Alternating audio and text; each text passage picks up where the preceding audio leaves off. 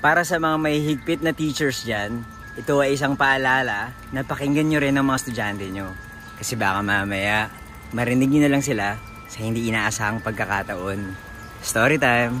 Kwento to sa akin ng isang follower ko na ang sabi niya, meron daw siyang teacher na lagi siyang pinag-iinitan. Ako nga pala si Buji at mahilig ako mag-story time. Madaming nanonood ng video ko hindi pa naka-follow. Kaya i-follow nyo na ako.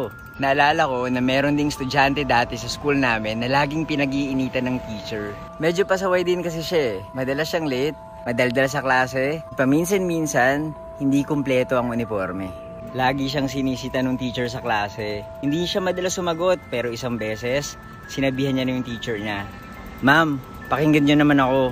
Ang higpit ng teacher. Ang sabi sa kanya, bawal kang magsalita. Ayusin mo muna yung ugali mo. Sumagot ulit yung estudyante. Ma'am, pakinggan niyo naman ako. Hindi talaga niya pinakinggan yung estudyante. Yun pala, may problema yung estudyante sa bahay nila. Kahihiwalay lang ng magulang at problemado siya dahil wala na silang pera. Sobrang lungkot ng estudyante. Hindi siya makapag-focus. At habang tumatawid sa pedestrian lane, hindi niya namalayan na may paparating na mabilis na sasakyan. Nasagasaan siya. Tapos namatay.